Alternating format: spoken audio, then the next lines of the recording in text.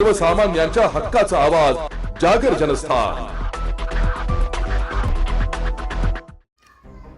कौटुंबिक वादातून पत्नीच्या नातेवाईकांनी तरुणाचा धारदार शस्त्राने वार करून खून केल्याची घटना जळगाव शहरातून समोर आली आहे। जळगाव शहरातील राष्ट्रीय महामार्गावर कालिका माता मंदिर भागाच्या पुढे एका 30 वर्षीय तरुणाची निर्घृण हत्या करण्यात आल्याची घटना शनिवार दिनांक 3 मे रोजी रात्री 11 वाजेच्या सुमारास घडली आहे। या प्रकरणी शनीपेठ पोलीस स्टेशनला खुनाचा गुन्हा दाखल करण्याचे काम सुरू असून संशयित आरोपींच्या मागावर पोलीस लागले आहेत। आकाश पंडित भावसार वय वर्ष 30 राहणार अयोध्यनगर जळगाव असे मयत तरुणाचं नाव आहे। त्याच्या पश्चात आई, पत्नी, एक मुलगी, एक मुलगा असा परिवार आहे। तो ट्रान्सपोर्ट नगरामध्ये वाहन भरण्याचे काम करून परिवाराचा उदरनिर्वाह करीत होता।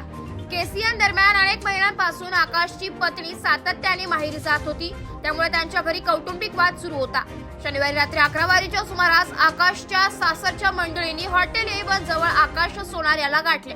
कौटुंबिक वादातून आकाशवर संशयित आरोपींनी धारदार शस्त्राने मांडीवर, छातीवर आणि गुप्तांगाला गंभीर वार करून जखमी केले।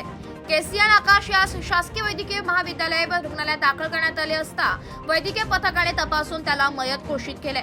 या दरम्यान रुग्णालयात उपविभागीय पोलीस अधिकारी संदीप गावित, शनीपेठ पोलीस स्टेशनचे निरीक्षक रंगनाथ धारबळे यांच्यासह पोलीस अधिकारी आणि कर्मचारी दाखल झाले।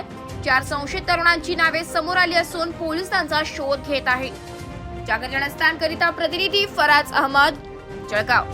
नाशिक महानगरपालिका सार्वजनिक आरोग्य विभागाच्या वतीने जाहीर निवेदन। शहरात वाढत्या तापमानामुळे उष्माघात अर्थात हीट स्ट्रोक होण्याची शक्यता नाकारता येत नाही। अशा वेळी उपचार न केल्यास डिहायड्रेशनमुळे मृत्यू ओढावू शकतो। म्हणूनच वाढत्या तापमानात फार वेळ कष्टाची कामे करणे टाळावे। उष्णता शोषून घेणारे काळ्या किंवा भडक रंगाचे कपडे वापरू नये। पाणी भरपूर प्यावे। बाहेर जाताना गॉगल्स, टोपी, छत्री इत्यादींचा वापर करावा। मळमळ, उलटी, थकवा येणे, ताप येणे अशी उष्माघाताची लक्षणे आढळल्यास त्वरित डॉक्टरांचा सल्ला घ्या। नाशिक महानगरपालिका नाशिकच्या वतीने जनहितार्थ प्रसारित।